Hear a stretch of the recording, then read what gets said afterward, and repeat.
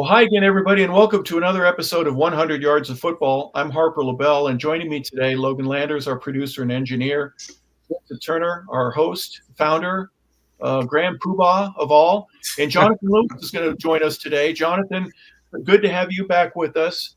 A lot of games going on, and folks, you may know that we touch on the local scene, and then we go to what we call the Super 7. There's too many games this week.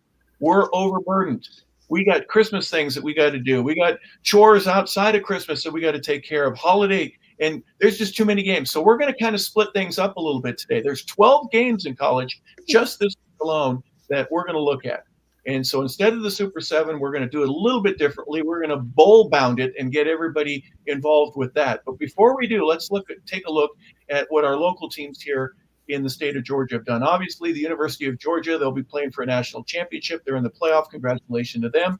Georgia Tech is going to a bowl game. Georgia Southern is in a bowl game. We'll talk about them in just a moment. Mercer was in the playoff, but how about those Valdosta State Blazers playing for the Division II National Championship against Ferris State, against the Bulldogs? Valdosta is undefeated. What a great year they've had, guys. Congratulations, first and foremost, to the Blazers, and we wish them well throughout this playoff series. They've done a fantastic job, and they've got one more to go before they get to claim another national championship.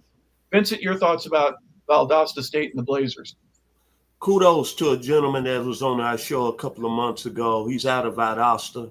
He didn't play football at Valdosta, but I know he's got to be happy. The great Buck Bellew, the legend. Tremaine Jackson, not Jermaine, or the fabulous Jackson 5. This guy's going to be the hottest coaching candidate when the season's over with. And what I like about Mr. Jackson, think about when he got there in 2022. They went 5-6 his first year. His second year, they went to the semifinals of the playoffs and went 12-2. And this year, they 13-0. That's coaching, man. You got to be excited. And I'm going to leave this key fact and give it back to you, Harp. Valdosta State is 4-2 in the history in Division II championship games. Their defense this year only gave up 11 points under Mr. Tremaine Jackson. But this is the big point. And back to you, Harp, is this. They've only trailed in one game this year against North Greenville. Back to you, Harp. Yeah, they have dominated in so many different ways. And Logan, we've been watching them all year. Each year, or actually each week, we just mention them. And next thing you know, they're 7-0, 9-0, and now they're playing for a national championship. So it couldn't get better. No, they find a way to just keep winning. And like you said, tremendous head coach job over there. And normally in the South in Georgia, we root for teams known as the Bulldogs, but not in this case. Hoping for the best for the Blazers in their championship game coming up on the 21st. Hopefully they can finish the story and finish off the year with a title around their waist and hold it up high for all of Valdosta to see. Yeah, I don't know if it'd be around if they get a belt championship. They might get a championship, maybe. If you get a big interception or turnover, you get the shoulder pads with the spikes, you get the gold chain, and then the belt. That's just part of what the tradition is. And speaking of tradition, this is new for you, Johnathan. Welcome to the show. Obviously, this is new, and to get the chance to talk about the state of Georgia football. What I love most about this, and maybe you can appreciate this too, you live in San Antonio, so smaller football doesn't always have to be SEC only or Pac-12 only. When I grew up in California, there's a lot of other players that didn't make it to that level that are pretty doggone good, and they play great football as a team, and Valdosta is one of those that we're celebrating their success this year.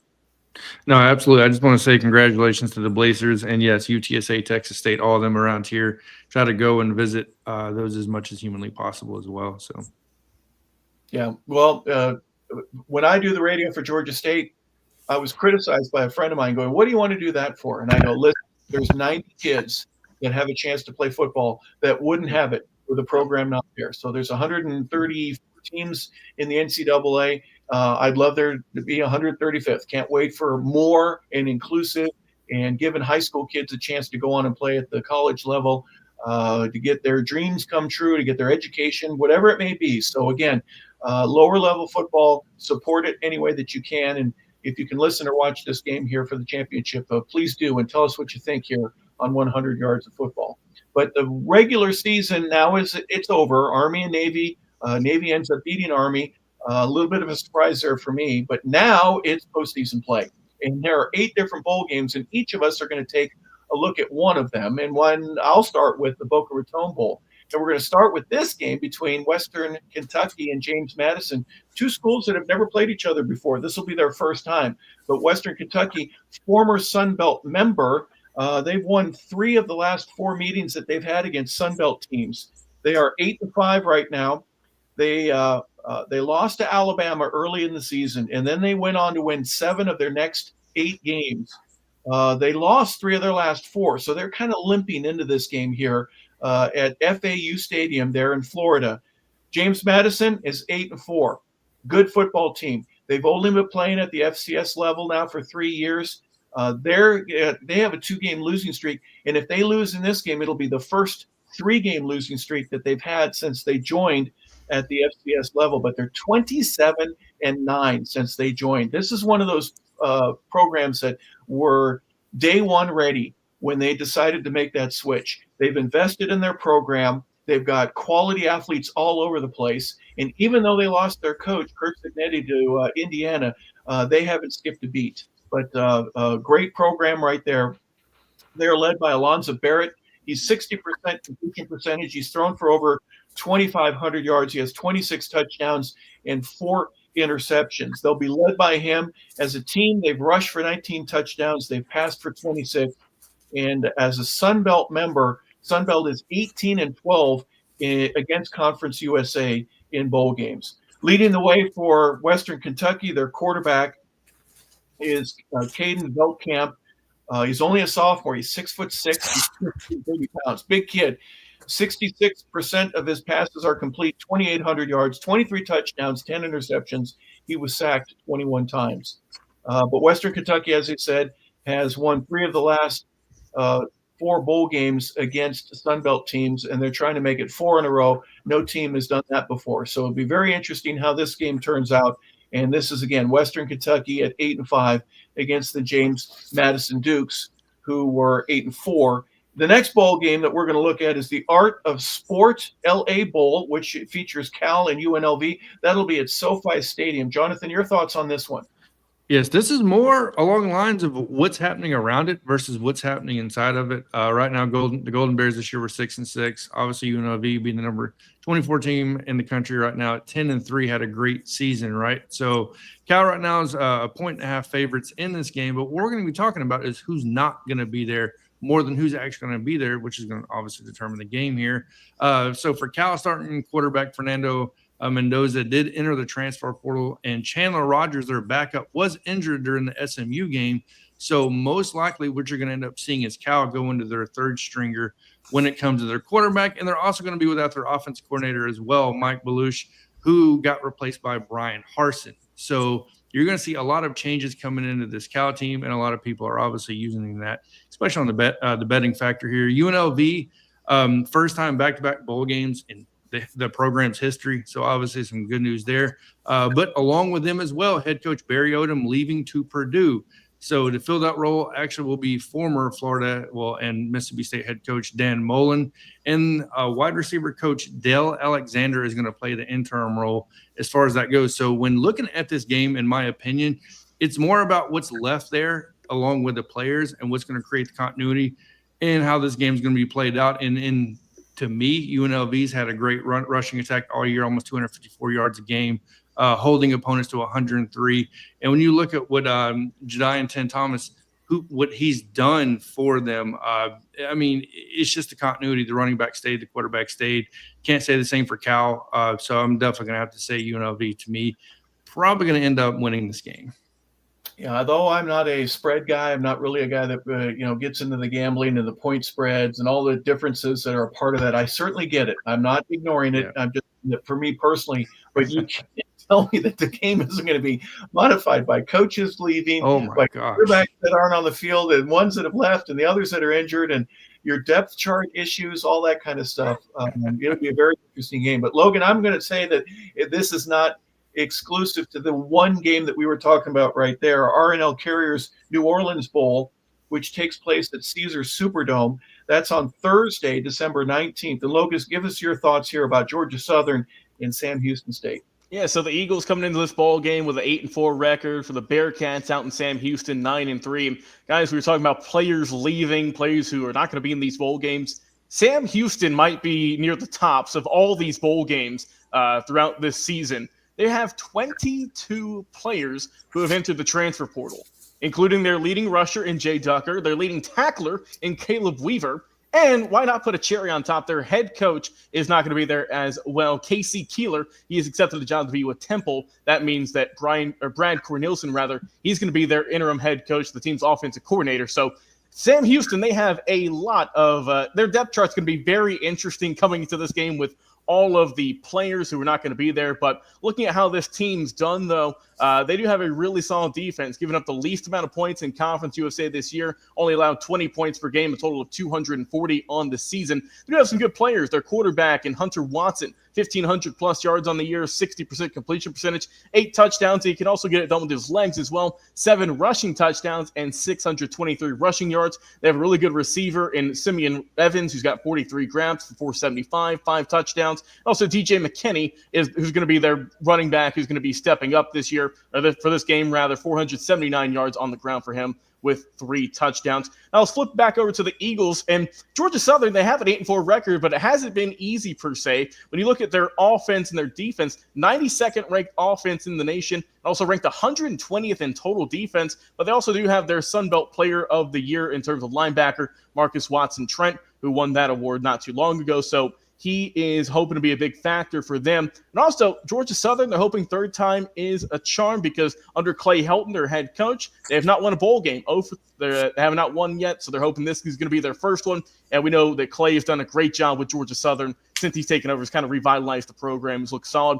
For the Eagles, they've got J.C. French as their main guy, their quarterback, 2,600 yards, 16 touchdowns, only 7 INTs. They got some really good players like Jalen White, Josh Dallas as well. So I like the Eagles in this one. They have a really good team. And gosh, if you're Sam Houston, if you're on the sidelines, you might want to get your depth charts ready because you're going to have to start searching for a lot of players, I think. Yeah, lace them up there, Sam Houston, because you're going to get to play with 22 of your guys that are gone and your coach. That's a very interesting perspective. But welcome that to college football, guys. That's what we've got right now, the situation that we're in. So Georgia Southern looking to get their first bowl victory with Clay Helton as the head coach. So good luck to the Eagles. The next stadium or next game we're going to look at is at Camping World Stadium. They're in Orlando. Great place to be at the Staff DNA Cure Bowl. Been there before. What a great game. And today we're going to talk about the matchup between Ohio, Mid-America Conference, and Jacksonville State. Jacksonville State is a surprise visitor to the Cure Bowl. For me, Vincent, my thoughts are, man, where does your program come from, guys? You are playing well above your level right now, and I'm so happy if I'm a Gamecocks fan. Jacksonville State is on the rise, aren't they? You got to give credit to the gentleman that was a former coach of West Virginia. Then he went up to Michigan and things didn't work out. Rich Rod has built an outstanding program down there in Jacksonville State. Be honest about it, I'm totally surprised. But it looked like he's being rumored to go back to West Virginia and be their new head coach. But when you look at the Gamecocks, they're 9-4 on the year. They won 3 straight games. I'm looking forward to see Trey Stewart at the running back position. He had over 1,600 yards. A lot of people talking about NFL talent. And then you look at Jacksonville State on the defensive side of the ball. They got Antonio Carter, one of the best safeties in the country, 97 tackles. But the thing about Jacksonville State is that they don't be coming out of Alabama near Anniston and Oxford. All those fans will be driving up to Orlando, going to Mickey World, seeing Mickey Mouse. And you got to think about Rich Rod. A lot of people don't remember this. And maybe Johnathan helped me out. Before Nick Saban got hired as the head football coach at Alabama, he was number 1 on the list, and he turned the job down. But I like what he's doing at Jacksonville State. And you know what? Eric Davis, Super Bowl champion, is coming through that door. Now to the Ohio Bobcats, another good team. They ended the year 10-3. They lost their head coach, Tim Alburn, who's now took the Charlotte job. But Brian Smith is stepping in, and this is Ohio Bobcats team that's played very well in the Mid-American. I'm looking forward to seeing the running back, Anthony Titus III, another player that people are saying NFL talent. Over 1,100 yards on the year. And then they got 3 good defensive players on the defensive side of the ball. Remember this name for the bowl game, Blake Leak, Bradley Weaver, and Tate Peterson. All of them are quality NFL talent. This is going to be a very competitive game between two very good football teams. Playing in Orlando, hey, it's going to be good. And I know this, Harper, as you just mentioned to me, Jacksonville State is going to travel from that area because we got a gentleman that's on our show today. I guess he's from down there, and he know they're crazy football fans. Back to you, Harper. Well, what do you think, Johnathan? Yeah, no, living right down. I lived about 15 minutes from the Jacksonville State campus and all that good stuff. A bunch of my family, cousins, and stuff went to Jacksonville State. Yeah, man, when you're talking about Oxford High School, we're talking about football, and then you reach over into Jacksonville State. Yeah, there's a lot of hardcore fans out there. I'll give you that. Obviously Roll Tide, but Jacksonville State being right there, a lot of good things that come out of Jacksonville State actually the past, I would say, 10, 15 years, to be honest with you. Yeah, I think they've really changed the trajectory. Small campus, little stadium, but you know what? If we pack it and we play well, we love the band, we love everything about it. There's a lot of cool things going on there at Jacksonville State. So Congratulations to them. They'll be playing in the Staff DNA Cure Bowl. Next game we're going to look at also on Friday. This is the Union Home Mortgage Gasparilla Bowl between Tulane and Florida. One of the cool things about this, guys, is when they play in an NFL stadium. This game will be at Raymond James. Johnathan, give us your thoughts here about the Green Wave and those Green Gators. I'll be honest with you, this is one of the more exciting games I'm going to be looking forward to because, number one, look, when you talk about Florida and you would have told me at the beginning of the year they had a chance to win 8 games this year, you're talking about a quarterback that was supposedly the seat was getting warm. Could you navigate through the schedule? And you're talking about 4.5 games was Vegas saying was going to be the max. I think they ended up 5.5 before the season started. And then they have a chance to end up winning 8 games. Great stuff coming from Florida, 7-5, playing Tulane. John Summerall doing a great job his first year at Tulane. Obviously, he's sitting at 9-4. Right now, Florida 13-point favorites from that perspective. But Billy Napier obviously navigating this, having a great season for Florida. Unfortunately, Graham Mertz gets hurt halfway through the season. But the savior, in my opinion, at least a lot of Florida fans are saying DJ Lagway coming in, making a staple, putting his stamp on this game. And look, right now, when you're talking about momentum, this is a game of momentum. Florida winning the last 3 games, Florida State, Ole Miss, and LSU, and Tulane getting stomped their past 2 games, especially by Army. I think it's almost an average of allowing 35 points per game when you're talking about the last 2 here. DJ Lagway, though, 1,610 yards and 7 TDs coming in, only playing half the season. And then finally solidifying the running back position, in my opinion, in Jaden Boss, 603 yards, 7 TDs as well. So it looks like Florida's kind of finally figured out how they're going to navigate this offense that they struggle through. And over to Tulane, same thing. John Summerall, like I said, outstanding first year with Tulane. Starting quarterback, unfortunately, Darian Mensah, he ends up transferring or going into the transfer portal and going to Duke. So they're going to be without their starting quarterback, which is going to leave them with the Oregon transfer, Ty Thompson. 11 total pass attempts this season. I believe he has 245 rushing yards with 6 touchdowns. More than likely, you're going to see a whole lot of running out of Tulane and Florida if they're smart, gap sound, right, run fits, all that good stuff. In my opinion, shouldn't be too difficult of a game, but you never know. You never know with Florida. So there we have the Union Home Mortgage Gasparilla Bowl. That's a mouthful, but another mouthful is talking about the Myrtle Beach Bowl. Now, this is going to be on December 23rd, 11 a.m. kick, 11 in the morning. And here's one of the things that I find interesting. Guys, who has more letters, University of Texas San Antonio Roadrunners or Carolina University Chanticleers? It would be the Coastal Carolina Chanticleers. Now, one thing about this game is one thing about this game that has me intrigued.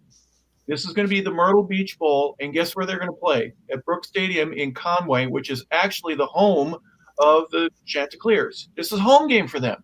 They play on the teal turf. It's that light green, aqua green, blue, whatever you want to call it. It's not Boise blue. I'm playing a bowl game in my own stadium. I don't even have – they don't have to get a hotel. They don't have to take buses to go anywhere. This is where weird for me because for San Antonio, they're going to be outside of their home area. They're going to have places that they're going to want to go together, the hotels, the cost, the fees, all that are associated with that. Where does all that money go for the game or for the Chanticleers? They get to keep that? Is that to get distributed amongst the players? Because somehow or another, that money that was budgeted for this game is going to be redistributed because they don't need to get the hotels multiple nights. They may take one the night before the game. But think about this, folks. When you get to host a game, it's completely different from that level. All right, number 11 in the nation. Who would have thought that the San Antonio Roadrunners would be 11th in passing with 285 yards per game? Owen McCowan, 62%. He's got 24 touchdowns and 9 interceptions. He was sacked 26 times. But defense is usually what wins games for you. 38 sacks for the Roadrunners. Jamori Johnson had 10 of those, 10 and a half actually. They had 10 interceptions and 10 forced fumbles. So this team can create turnovers, and that's what I like about the Roadrunners right there. As far as the Chanticleers, 6-6 is their record. They've lost 5 of their last 7, so they're kind of limping into this game.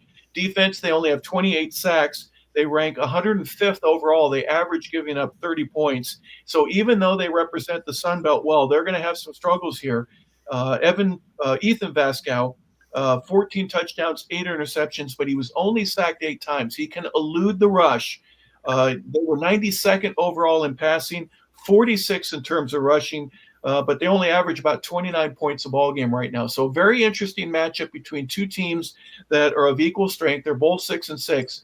But initially, I'm going to say, gosh, I think the Roadrunners have the advantage in this one particularly. But guess what? When I'm home and I don't have to go anywhere, maybe the Chanticleers will end up taking it. So it'll be an interesting bowl game there, Myrtle Beach. Another game that takes place there on Monday, the 23rd, that is going to be the famous Idaho Potato Bowl, and that's going to feature Northern Illinois. Remember them, folks. They're the team that beat Notre Dame, the only one that was able to do that. They're going against Fresno State at Albertson Stadium there in Boise. Vincent, tell us a little bit about this one.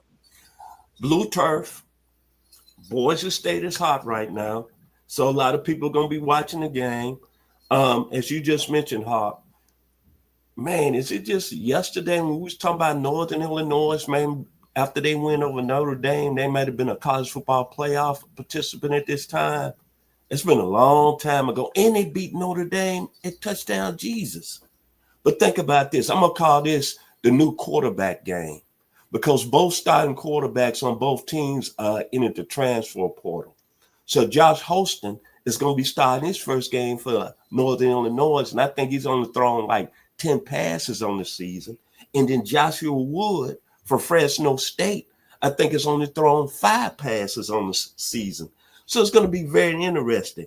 Thomas Hancock, the coach over there in Northern Illinois. Remember after the Notre Dame game, I don't want to keep going back, but some people are saying, man, this guy beat at Notre Dame. He might be a major college guy to get a major job when it's all said and done. They ended up 7-5. Things didn't go well. They was kind of inconsistent throughout the year in the Mid-American. But think about this, though. They're getting a top player back, Telly Johnson, at the running back position, who's been hurt all year. I called a friend up there in Chicago, Illinois, and he told me personally, watch this young man here, Vincent. He's going to be a good player, and he's got some NFL talent. Then Fresno State. Jeff Tefford is a very good football coach. I like what he was doing over there in Cal. Remember, he coached Aaron Rodgers, Marshawn Lynch, had an outstanding career coaching at Cal. Then he comes back home to Fresno State. He once was the head coach there.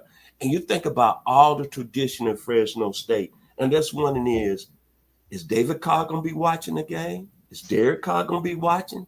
Is Devontae Adams up in New York? You know all those guys are going to be watching the Bulldogs. And remember this, back in the day, they had a pretty good coach in Pat Hill. So I'm going to be watching because of the tradition of both schools.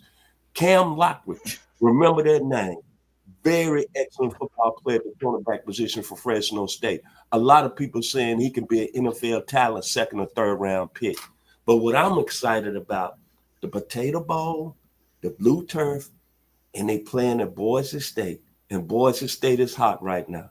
And they playing at a decent time, too, 2:30 Eastern Standard Time. So I'll be off. Now, make a long story short, I'll be traveling to Memphis, Tennessee for the Christmas holidays. But I know I'll probably get in and see a couple of plays, but I'm excited. Well, we got at least one Memphis mention, Logan. At least one right there. Now, what I want to know, Logan, is there a way from an engineering standpoint that you can us to go cover the Hawaii Bowl? Because I think we need to do that. We need to be all sponsored to be able to go out there and cover the game between the longest traveling team in South Florida. That's for doggone sure. Christmas Eve, 8 o'clock Eastern, so it's a late start. Tell us a little bit about what's going on there in Hawaii. Harper, I'll see what I can do, see if I can find some connections, see if we can get out there for a nice Christmas Eve game out in Hawaii. But, yeah, I mean, looking at these games, like you said, South Florida, my God, they have to travel such a long ways. 6-6 on the year, but, hey, you do go to Hawaii for a couple days, so I know they're happy about that, get to soak up some sun. Taking on San Jose State. And Harper, you mentioned earlier about coming home, and San Jose State head coach Ken Niyamatolo, he is coming home because back in Hawaii, he was a legend out there in high school. Also, the Hawaii Rainbow Warriors, the main college program out there. He was there from 87 to 89 under Paul Johnson, who was doing some good work out there. So this means a little bit to him, for him in San Jose State to win this ball game. Obviously, San Jose State, they have a tremendous passing attack, ranked 4th in the nation, going against South Florida and their 133rd ranked passing defense. So that's going to be the story here is, can South Florida put it together, and can the San Jose State Spartans keep rolling like they have been? Quarterback Walker Egan, he's got 2,224 passing yards on the year, 11 touchdowns, 9 picks, so he is susceptible to turning the ball over. But the main guy I want to focus on for San Jose State is wide receiver Nick Nash. 104 receptions, 1,382 yards. He averages 115 yards per game, and he's got 16 touchdowns. Talk about game changer right there, folks. On the outside, doing some great work. Also, their running back, Floyd Chalk, has done some good work as well.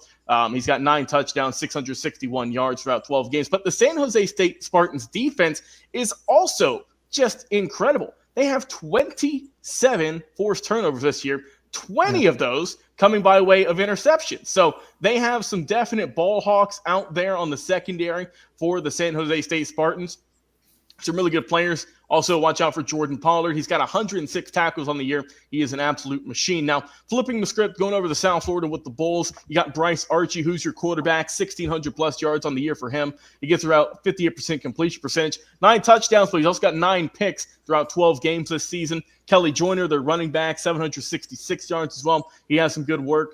And watch out for Mac Harris on the defensive side of the ball. 58 tackles, 4 for loss, and also 4 sacks played this year. The Bulls defense, they give up 278 yards through the air, which is, once I said earlier, 128th in the FBS. And their passing game for the Spartans, that's 325 yards per game. So it really is, can South Florida stop the passing attack? And if they can't, it's going to be a long day for them. I think the San Jose State Spartans, if they can keep rolling like they have been, it's going to be a nice day out there in Hawaii. Well, a long day and then a long trip back home for South Florida. Should they come away. But, boy, it flies so much quicker and easier if you get a win. So good luck and congratulations to both of the teams for making it. And we'll find out a little bit more about the Hawaii Bowl. Again, that's an 8 o'clock kickoff, which is 2 in the afternoon there in Hawaii. So that's the last of our Blitzkrieg Bowl wrap-up. But now fellas, it's playoff time.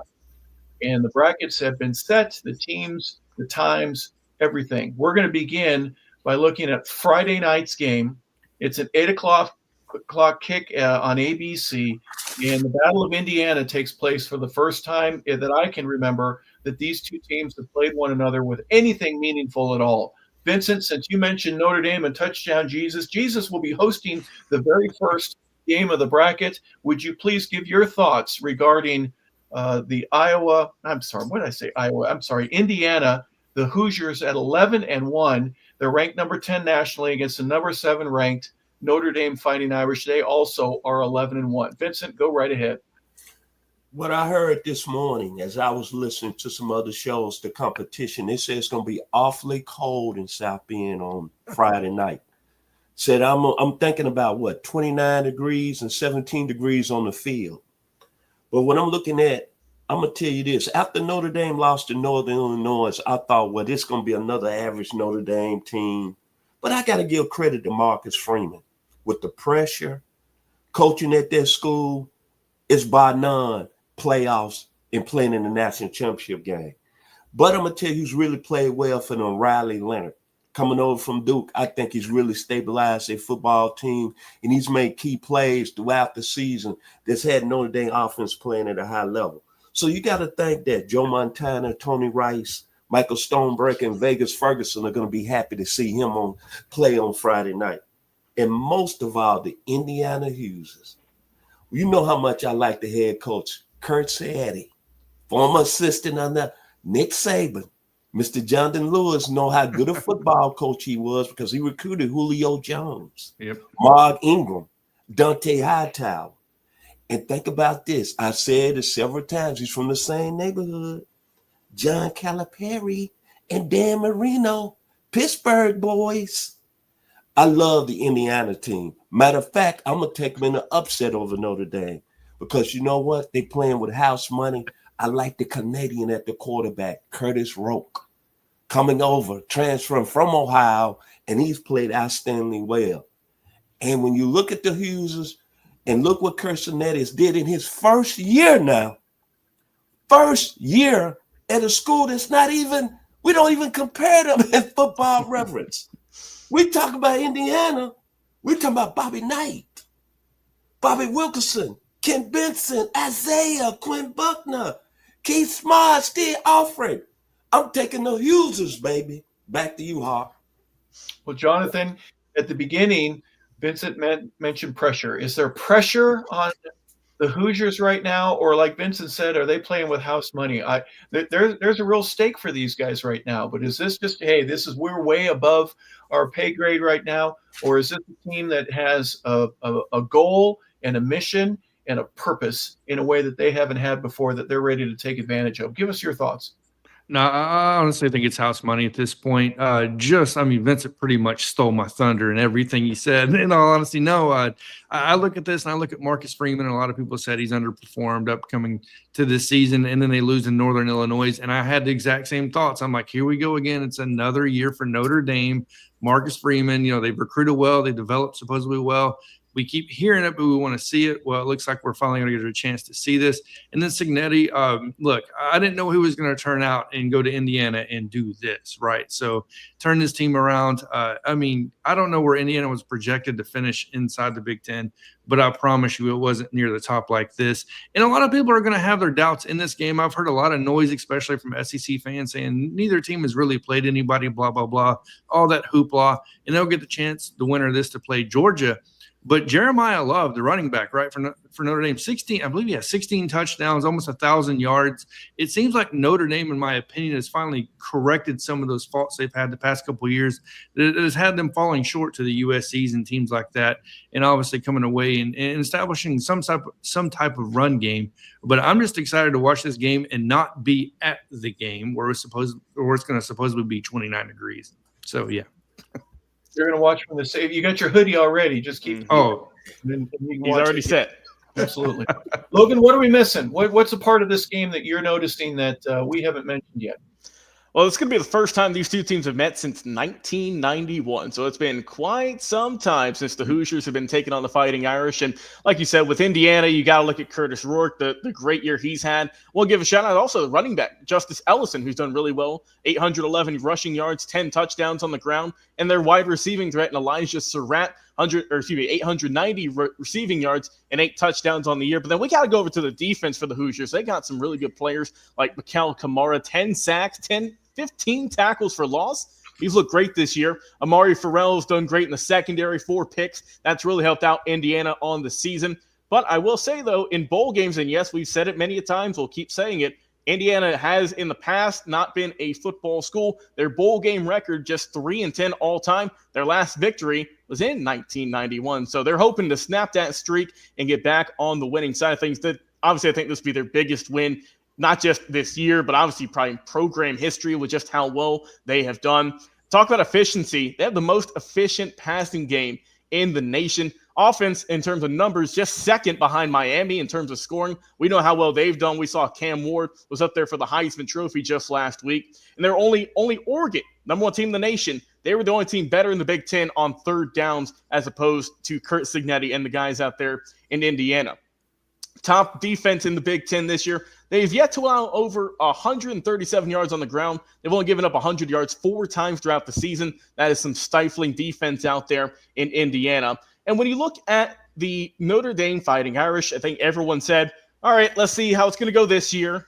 You obviously the loss to Northern Illinois that said, all right, here's where the wheels fall off, right? Here's where it happens every single year with Notre Dame. But we've seen, obviously, Marcus Freeman got that big contract extension just the other week. So they believe in him. They say that he is the guy that helped lead this program. Glad he got his money.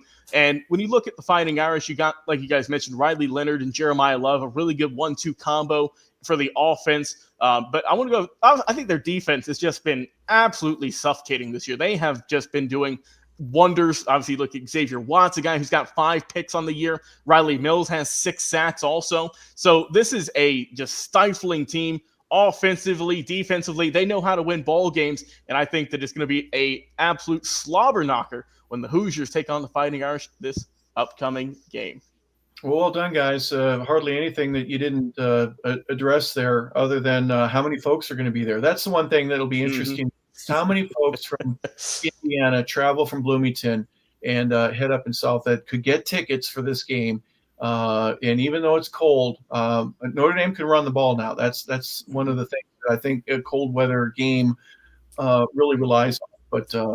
But this should be a lot of fun. Obviously, the interstate rivalry that will hit its peak there at about 8 o'clock there on ABC. The second game we're going to look at, these are all Saturday games, so everything else is going to be on Saturday. We start with a game on TNT at noon, and it's going to feature number 11 SMU. They are 11-2. They finished first in the ACC, even though they lost the championship, and they will be taking on number 6 Penn State. 11-2 there for Penn State.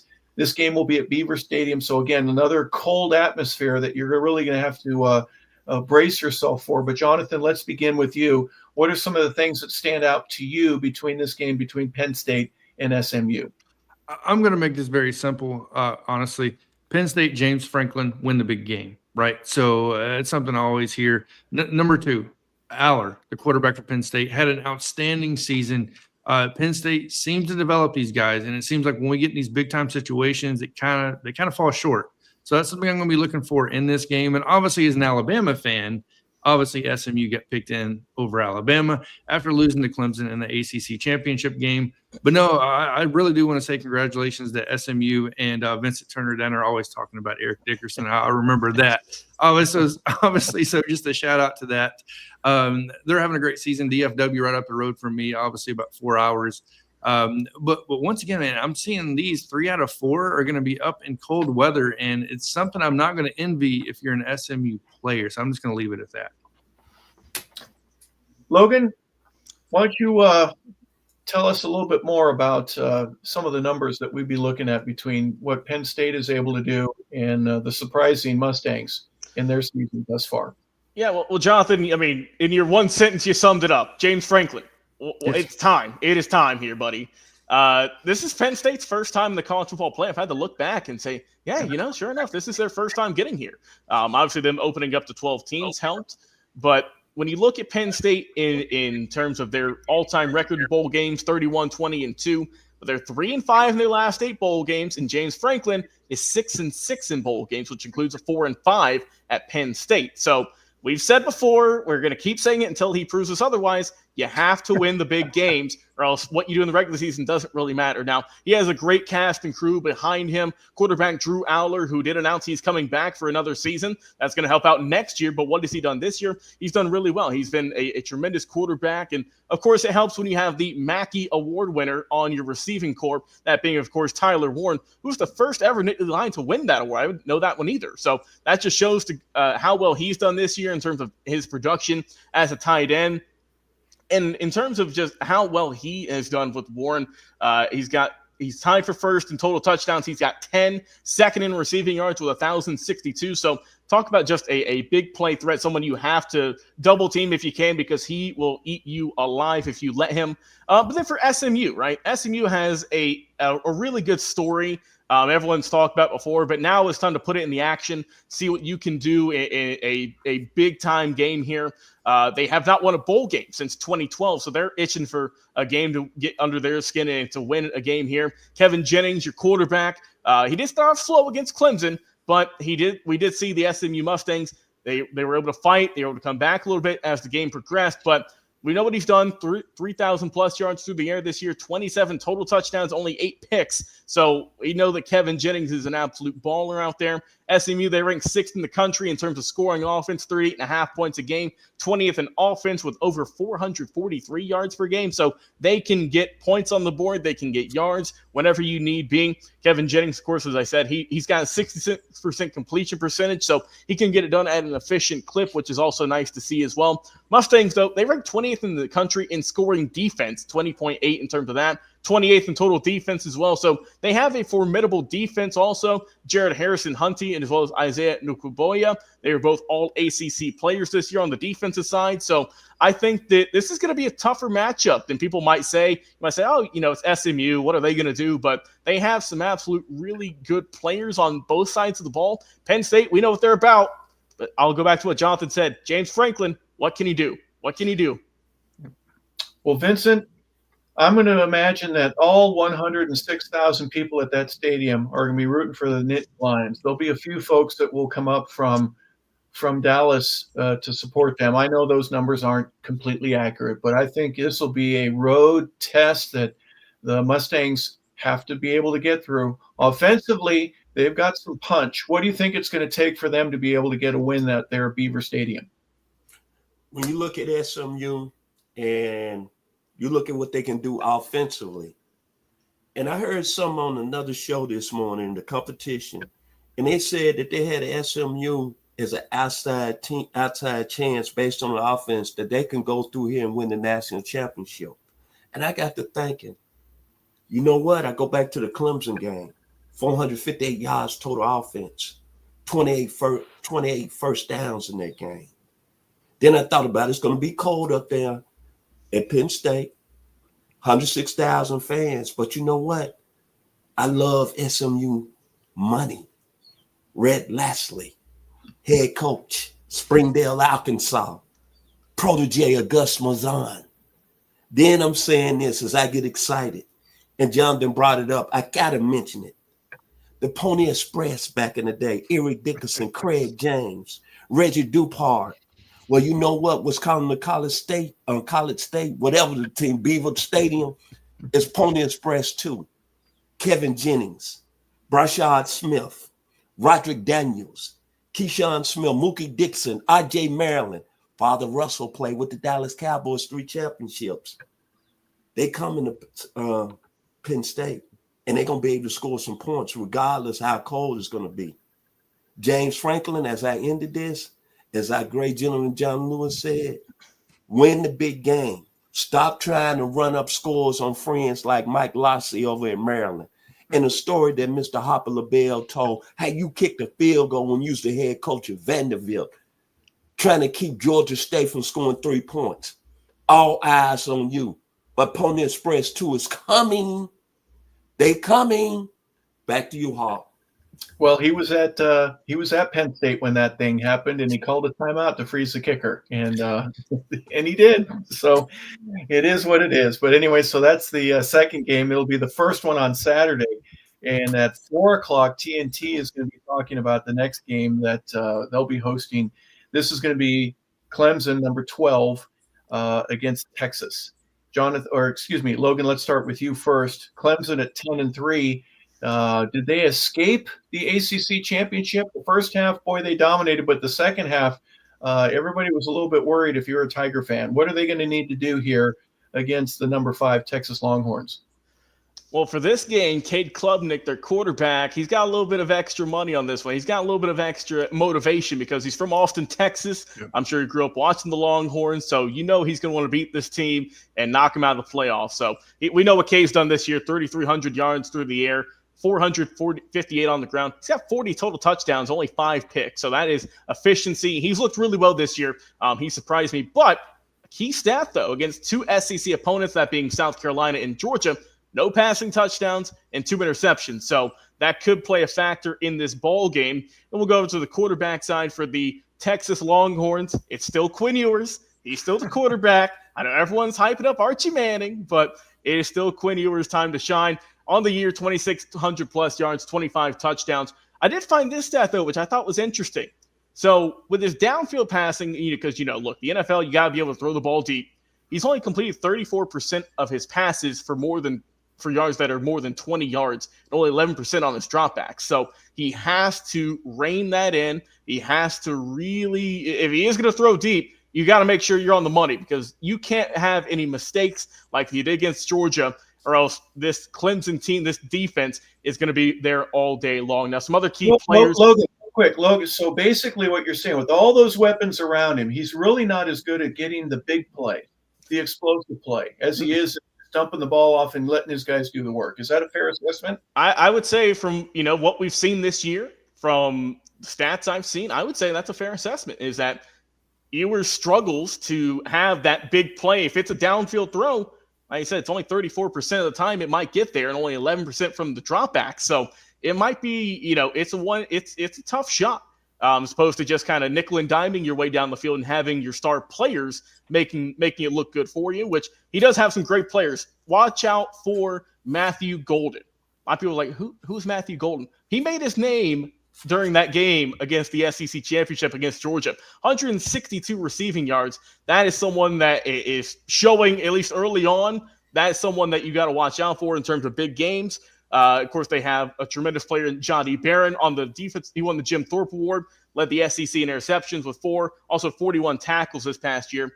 Talking about Texas, though, Steve Sarkisian, he's not won a bowl game with the Longhorns.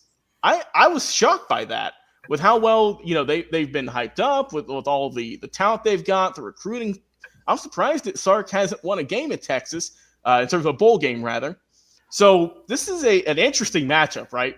We talked about Clemson, the whole thing early on. They got beat by Georgia early on, and everyone's saying, Dabo Swinney, not going to the transfer portal, just recruiting like old school at this point now, right? Can he get it done? I mean, he's a top 12 team. He's got it done. He's won the ACC championship. So that's going to be interesting. But I got to go back, though, to Clemson's struggles against the SEC this season. They've only scored a total of 17 points against SEC defenses this year, that being, of course, Georgia and against South Carolina. So we'll see how this is going to shape up, but I think this is going to be a heavyweight fight here. Dabo Swinney, Steve Sarkisian. I mean, I can tell you one thing, though, guys. A team in orange is going to win this ball game. I just don't know which one. Yeah, we got that narrowed down. Johnathan, I know you don't like orange. You don't like the SEC orange of either Texas or Tennessee, but you're going to get to talk about both of them. I'm not sure that Clemson goes into 104,000 seat stadium and pulls an upset. What's it going to take for them to be able to do it, though? I think they've got the ability and they've got the coaching. What's it going to take for them? Is it between the ears, or is it going to take a minor miracle? It's two things. It's going to be just like Logan said a minute ago, Quinn Ewers and the deep shot. Well, it tends to fall off dramatically. He's an opposite of Jaxson Dart, in my opinion. The moment he has to move outside that pocket, he gets in real trouble, and he tends to just get wild with the ball. That's where a lot of it, the few interceptions he's thrown has come from. And the second thing is, well, with that being said, Clemson's got to get pressure to the quarterback, right? Something they have not done a very good job of actually this year against SEC teams. Me personally, I've been a Texas hater all year. I said they haven't played nobody, blah, blah, blah.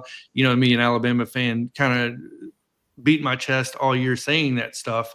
But at the end of the day, Quinn Ewers, and I'm tired of hearing the Archie Manning stuff, to be honest with you. Let Quinn Ewers finish out his career. But the moment you get him off balance, in my opinion, outside that pocket, you can somehow find a way to put pressure on him.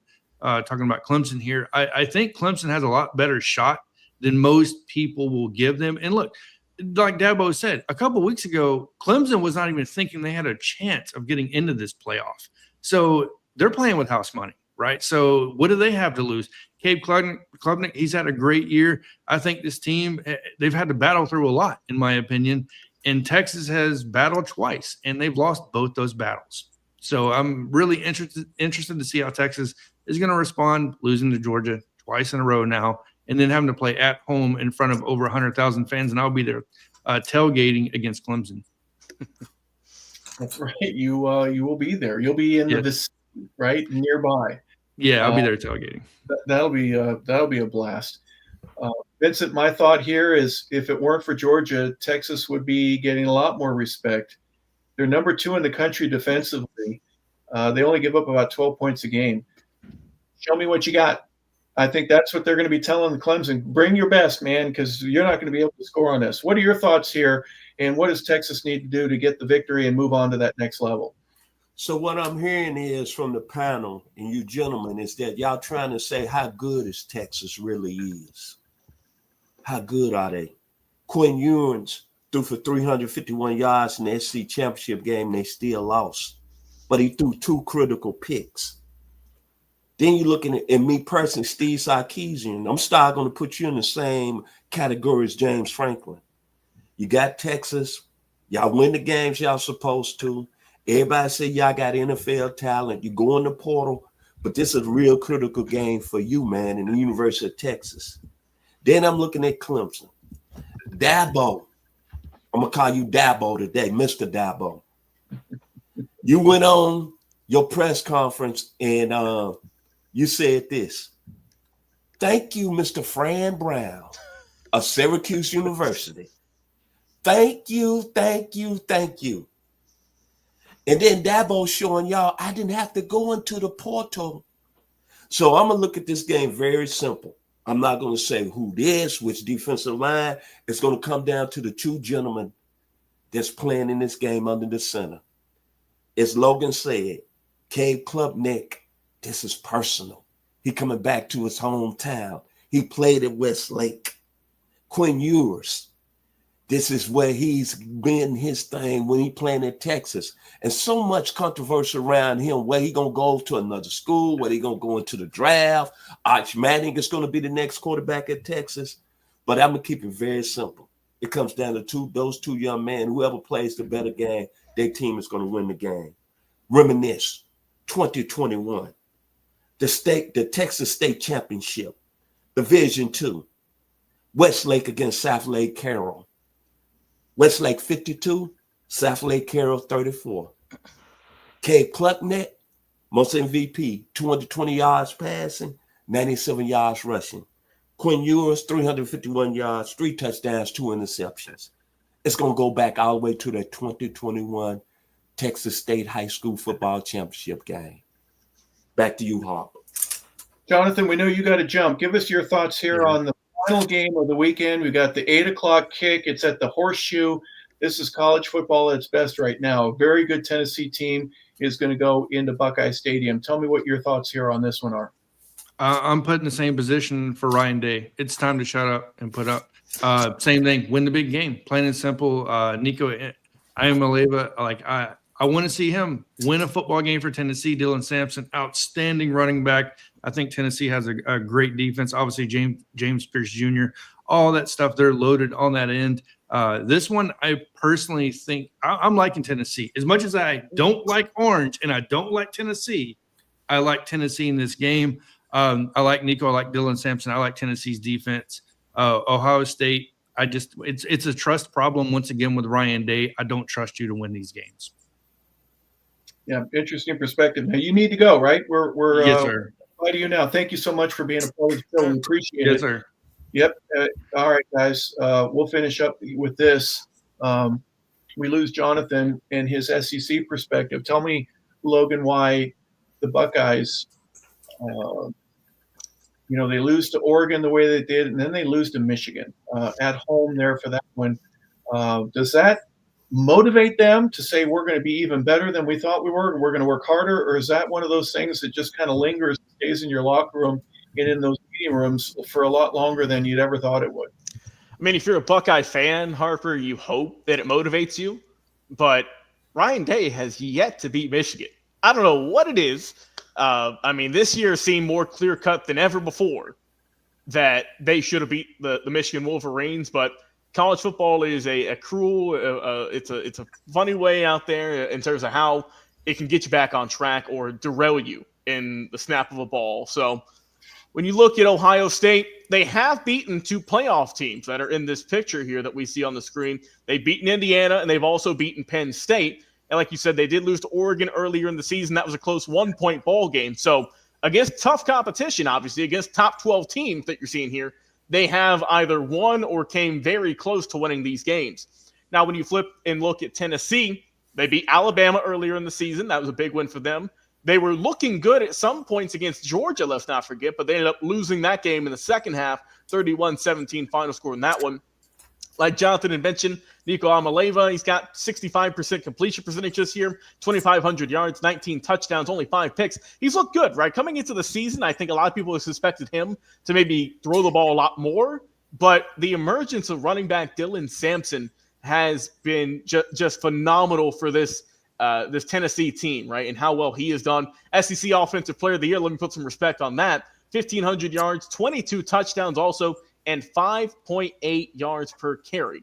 That speaks to how well that he has done this year, and just to how well that Tennessee has adapted to not having just say, okay, yeah, we're just going to throw the ball a lot, but altering their game plans and making sure, all right, look, we're going to run the ball like crazy. And if it doesn't work out, we do have a formidable quarterback here in Nico to help out. But where it's going to come down to is the running game, I think, for Tennessee and the run defense of Ohio State. Ohio State to give up less than 100 yards per game on the ground.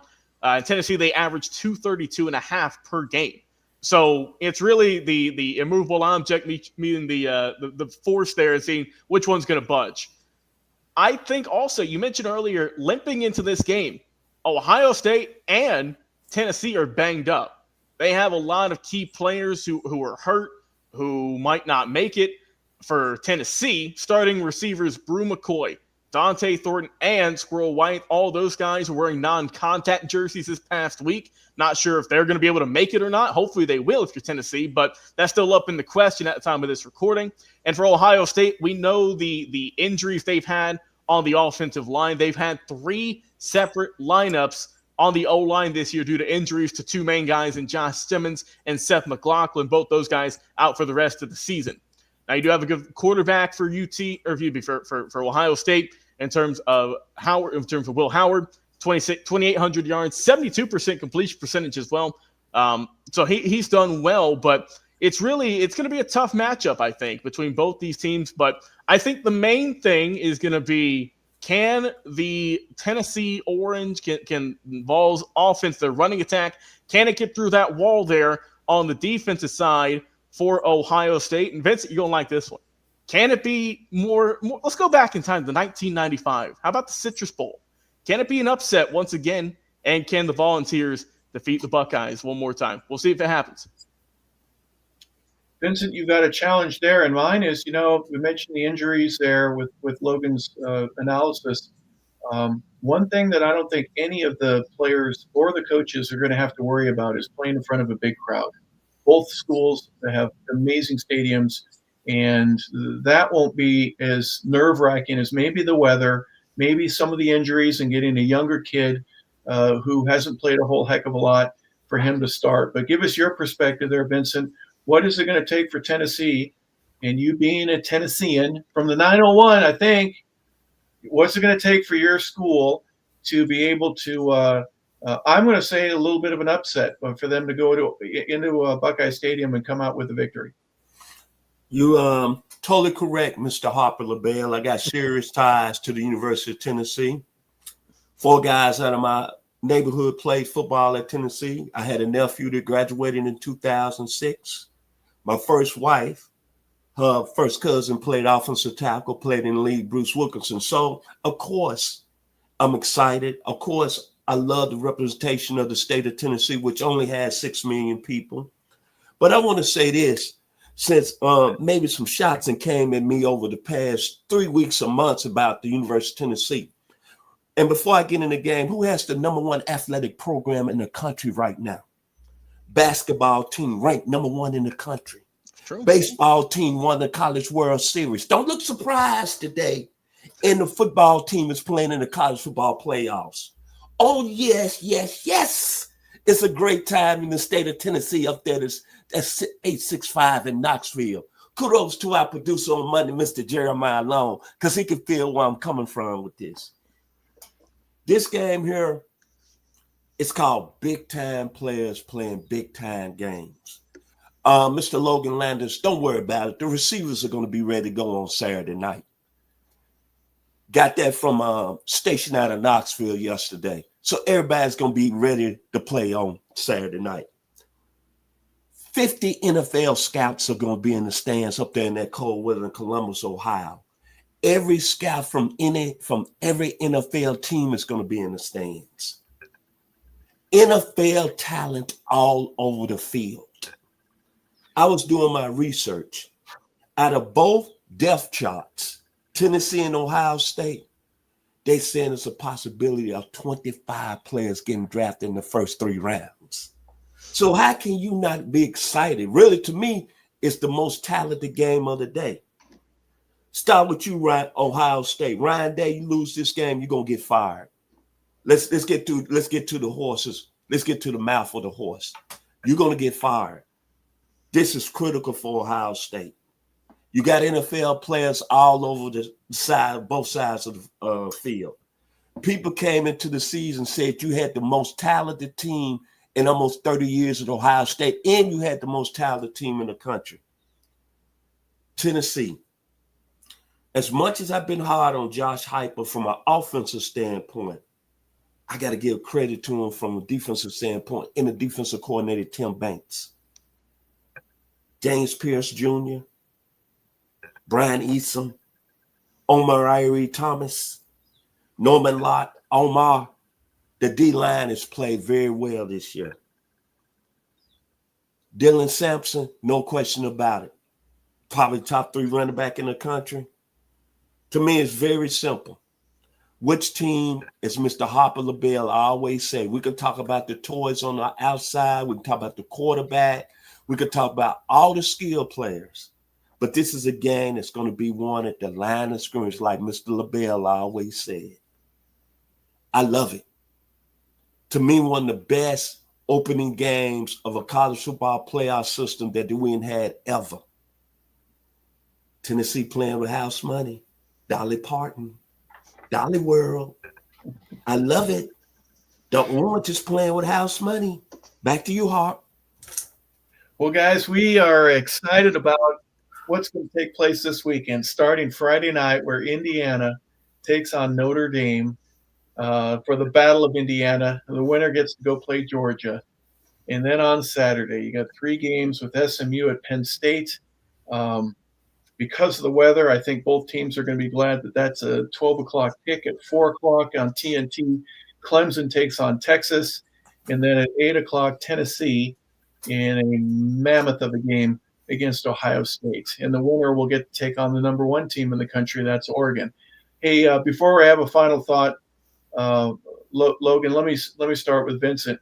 We went a whole show, Logan, without Vincent bringing up the Memphis Tigers. They ended up with a Frisco Bowl win last night against West Virginia. 42-37 was the final there. Logan, we almost went the whole show because I think Vincent's going to mention at least something about his Memphis Tigers right now. Go ahead, Vincent. Tell us what you thought about last night's game. Oh, Lord. Okay. Congratulations to the 901 of Memphis Tigers. Y'all ended y'all season on a high note. Kudos to Ryan Severfield. Kudos to Seth Hedigan playing your final game as a Tiger for a Tiger at the quarterback position. But as I told y'all, and I tell everybody outside this show, Memphis football was off my radar way back in, I want to say October, when they had that great win over Florida State. And then 3 weeks later, they get bum rushed by Navy. They was out of college football playoff discussion, and that's when I ended as being a Memphis Tiger fan, football-wise. Still love the program, but I look at it like this. Let's be real here. When you love your school that much, you have dreams of them being in this bracket right here. Just like you, Harp. Colorado State had a good season, but you would be really pumping your chest if they was in that bracket. Just like Logan, you're a dog fan. Look what the dog said. They got to buy because you be talking to me off the air. So when Memphis lost and it was out of college football playoff discussion, that was it for me. But I will say this. The University of Tennessee is going to represent on Saturday night. And the state of Tennessee is going to pump their chest. Stack records, David Porter. Opryland, Nashville, Kenny Chesley, David Crockett, Go Orange, Jeremiah Long, I feel you. Back to you, Hop. Too bad you don't have any feelings and emotion about All right, Logan, before we go, give me your final thoughts. I'm thinking that you're going to have to do a lot of things around the house, gentlemen. You're going to have to earn some honeydew game watching time. So get your chores done, everything done, get the lawn mowed, make sure you have all the Christmas stuff up in plenty of time so that you can sit around for the next probably 24 hours watching some of these games and the bowl games that are going on. But your thoughts, Logan, about going into this weekend? Man, it's time. We've been hyping it up all year, saying, how's this 12-team format going to go? We've went week in, week out, a lot of crazy upsets throughout the regular season. Got through all the conference games, who's won the SEC, ACC, Big 12, et cetera, et cetera. But now it's time. It is time for the first ever 12-team college football playoff bracket. I'm excited for it. Like I said, it's this weekend. A lot of great games. You got to stay up late for a couple of them. But, look, I can lose a little bit of sleep watching some good football. I don't mind that whatsoever. So all four of these, all eight of these teams here on the screen, they're fighting this weekend. Best of luck to each of you. And like I said, Harper, for all the other bowl games we mentioned that are taking place either this weekend, next week, throughout the Christmas week or whatnot, best of luck to them as well. Safe travels. And I'm excited. It's finally here. I'm going to sit back, get everything done today, tomorrow, basically on Friday. I'll be empty. Once I'm done with work, by the time kickoff happens, I'll be set. I'll be on the couch. I'll be watching these games. It's going to be a great time. I'm excited for this to finally happen, and history's going to be made this weekend. Yeah, it will be historical. Vincent, your thoughts? If you're a college football fan like I have over my last 60 years, I'll be 65 this year, and I started following this great game when I was about 5-6 years old. And I said once before, it's never been at this level. I know we've had problems right now. People don't like the NIL. People don't like certain things about the game. But I'm going to tell you, if you're not a college football fan or a football fan, period, I can't see how you cannot be excited on Saturday. Me, I'm going to be somewhere Saturday. I might take off work a bit. But I'm going to be somewhere watching all these games, man. Outstanding. And kudos to all the coaches that made the first 12-team college football playoff bracket. I want to say give blessings and prayers to you, because the pressure to make this playoff bracket this year has been enormous. We need to take a look at that. So kudos to all the head coaches that's got their teams in the playoffs. And me personally, I'm going to be relaxed. I'm going to be excited. And I'm going to see some good football. And all I can say is this: go Vols in the 901 and the 865. Back to you, Harper. Well, a few years ago, someone on ESPN took the line from the Christmas song, "It's the most wonderful time of the year," and they applied it to college football and the bowl season. And so, with that in mind, it will be a great time. We haven't seen this before, so enjoy it and have a great time observing, witnessing, cheering for your team, booing the team that you don't like just because they're in it and your team didn't get in, whatever it may be. But it'll be a unique experience for all of us because we've never had a bracket that was this big before, at least not at this level. The smaller levels, yes, absolutely. And again, we want to say congratulations to Valdosta State. The Blazers will be playing for a national championship. And in the Division I portion of the NCAA football world, the championship begins this week with games Friday night and all day Saturday. So we want to thank everybody for viewing our show, an extended version, 8 bowl games, and then the 4 playoff games this week. So we ran a little bit long, but hopefully you have all that you need to be able to be entertained and to watch these games and inform your friends on some of the stats and figures that we went over today. So thank you for watching the College Game Show on 100 Yards of Football. For Logan Landers, our producer and engineer, for our founder and co-host, Vincent Turner, we also want to say thank you for Johnathan Lewis joining us as well. We appreciate everybody tuning in to 100 Yards of Football. Have a fantastic day.